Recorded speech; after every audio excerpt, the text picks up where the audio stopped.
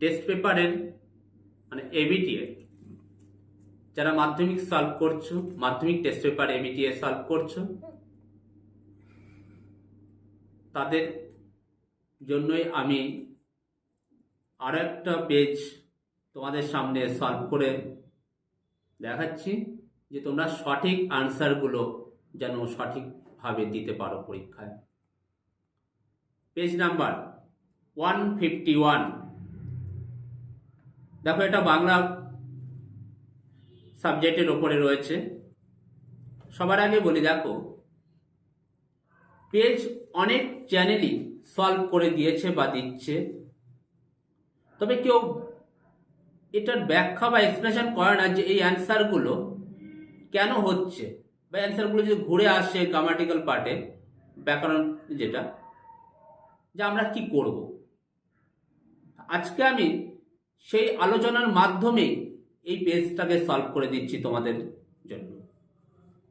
দেখো কি বলেছে, নাম্বার 1 মানে একের দাগের 1 আছে ক্রমশ ও কথাটাও ছড়িয়ে পড়ে। ও কথাটি হলো হাইপেন দিয়ে বলেছে গল্প লেখা, কতে বলেছে তপন একজন গল্প লেখক, গতে বলেছে কারেকশনের কথা, ঘতে বলেছে নতুন মেশর তপনকে সাহায্যের কথা। আনসার কি হবে? বলছে গ নাম্বার আনসার, বলছে কারেকশনের কথা। 2 নাম্বার কোশ্চেনে বলেছে মানিক বন্দ্যোপাধ্যায়ের প্রকৃত নাম কি, বলেছে প্রণব বন্দ্যোপাধ্যায়, খতে বলেছে প্রবোধ কুমার বন্দ্যোপাধ্যায়, গতে বলেছে প্রদোষ বন্দ্যোপাধ্যায়, ঘতে বলেছে সুনীল বন্দ্যোপাধ্যায়। সঠিক উত্তর হবে প্রবোধ কুমার বন্দ্যোপাধ্যায়। কোশ্চেন নাম্বার 3 বলছে বাইজির ছদ্মবেশে হরিদার রোজগার হয়েছিল কত টাকা আর কি। ক নাম্বার অপশনে বলেছে 8 টাকা 10 আনা, খতে বলেছে 9 টাকা 12 আনা, গতে বলেছে 10 টাকা 1 আনা, ঘতে বলেছে 12 টাকা 2 আনা।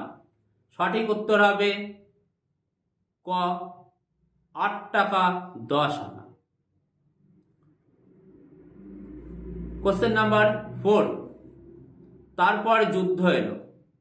ক নম্বর অপশন হচ্ছে পাহাড়ের আগুনের মতো, কত বলেছে রক্তের সমুদ্রের মতো, গতে বলেছে আগ্নেয় পাহাড়ের মতো, ঘতে বলেছে রক্তের এক আগ্নেয় পাহাড়ের মতো। সঠিক উত্তর হবে ঘ রক্তের এক আগ্নেয় পাহাড়ের মতো। প্রশ্ন নাম্বার 5 যে পলায়োল্লাস কবিতাটি যে কাব্যগ্রন্থের অন্তর্ভুক্ত সেটি হলো কি। ক বলেছে অগ্নিবীণা, খতে বলেছে সর্বহারা, গত হচ্ছে ফণী মনসা, ঘতে হচ্ছে ঝড়। সঠিক উত্তর হবে অগ্নিবীণা। প্রশ্ন নাম্বার 6 যে সিন্ধু তীরে রহিছে মাঞ্জস, মাঞ্জস এর অর্থ কি আর কি। মাঞ্জস হলো কতে বলেছে উদ্যান, খ হচ্ছে পুকুর, গতে সমুদ্র, ঘ হচ্ছে ভেলা। সঠিক উত্তর ভেলা, ঘ অপশন। প্রশ্ন নাম্বার 7 অনেক ধরে ধরে টাইপ রাইটারে লিখে গেছেন মাত্র একজন, তিনি হলেন কে আর কি।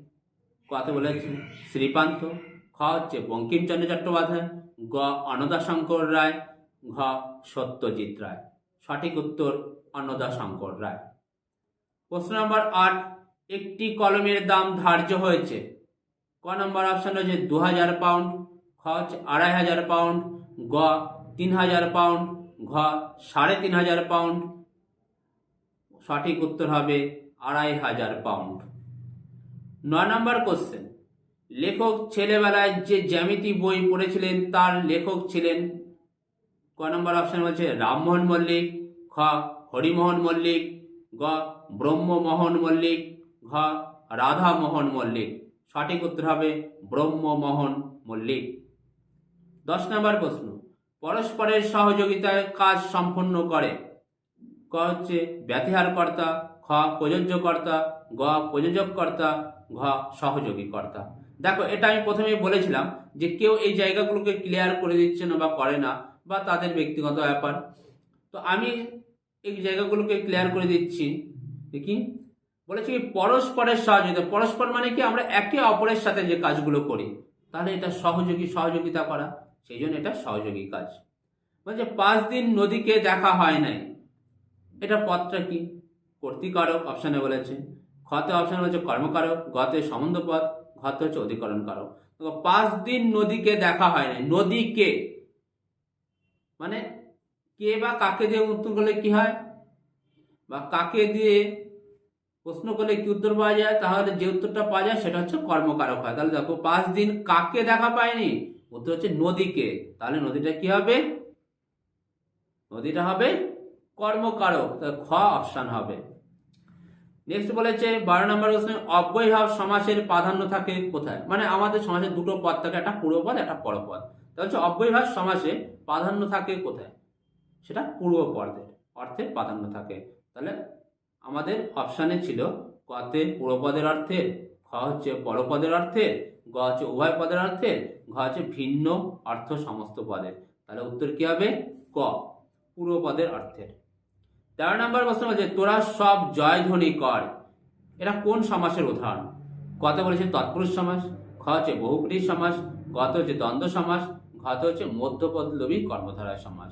এটা উত্তর হবে কি মধ্যপদলোভী কর্মধারয় সমাস।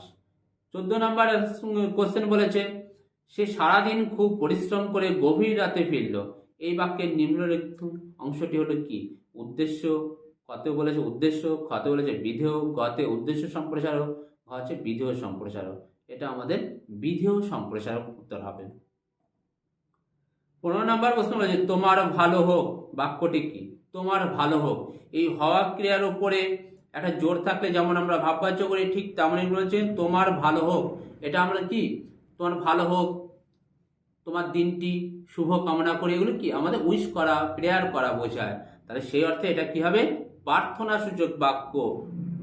তাহলে কোন অপশনটা, গ নাম্বার অপশন রাইট অ্যান্সার, প্রার্থনা বাচক। নেক্সট 16 নাম্বার প্রশ্নতে বাঁশি বাজে, এটাই ঠিক আছে, ক অপশন বলেছে কর্মকর্তৃবাচ্য, খ হচ্ছে অসম্পাদক কর্তৃবাচ্য, গ হচ্ছে লুপ্তকর্তা ভাববাচ্য, ঘ বলেছে গৌণ কর্মকর্তা ভাববাচ্য। উত্তর হবে কর্মকর্তৃবাচ্য। যদি বলে স্যার কেন, কারণ বাঁশি বাজে, দেখো বাঁশিটা তো নিজে নিজে বাজছে না, কেউ বাজাচ্ছে, দেখো সেই ব্যক্তিটা আমাদের সাজাচ্ছে। মনে করো রাম বাঁশি বাজাচ্ছে বা টুম্পা বাঁশি বাজাচ্ছে, টুম্পা রাম এগুলো কি উজ্জ্ব আছে, দেখো বাঁশিটাই যেন নিজে বাজছে, বাঁশিটা একটা নিজে কাজ করছে, মানে কর্তার রূপ ধারণ করেছে, সেই কারণে এটা কি হচ্ছে কর্মকর্তৃবাচ্য, মানে কর্মই কর্তার মতো কাজ করেছে, তাই এটা কর্মকর্তৃবাচ্য। নেক্সট কোশ্চেন নাম্বার 17 বলেছে সময়ে বোঝা যাবে, এ বাক্যটি কর্তৃবাচ্যে রূপান্তরিত করো। কর্তৃবাচ্যে কি হয়, কর্তৃবাচ্যে আমরা নিজেরা নিজেকে একটা সাবজেক্ট হিসাবে তুলে ধরতে হয়। তাহলে উত্তর কি হবে, বলছে অপশন বলেছে সময়ে বুঝে নেব, কত বলছে সময় এলে বোঝা যাবে, গত বলছে সময়কে বুঝে নেব, ঘত বলেছে কোনোটিই নয়। উত্তর হবে সঠিক ক সময়ে বুঝে নেব। তাহলে কি সময়ে বুঝে নেব, আমিটা উচ্চ রয়েছে, মানে আমি বললাম আমি তোমাকে সময় বুঝে নেব, তাহলে কি আমিটা উচ্চ রয়েছে, সেই কারণে এটা কি হচ্ছে সময় বুঝে নেব, এটা হবে সঠিক আনসার। আশা করি তোমরা সবাই সলভ করতে পারবে। আমি নেক্সট এইভাবে একের পর এক পেজগুলোকে সলভ করে দেবো, তোমরা পাশে থাকো এবং চ্যানেলটাকে ফলো করো। ওকে।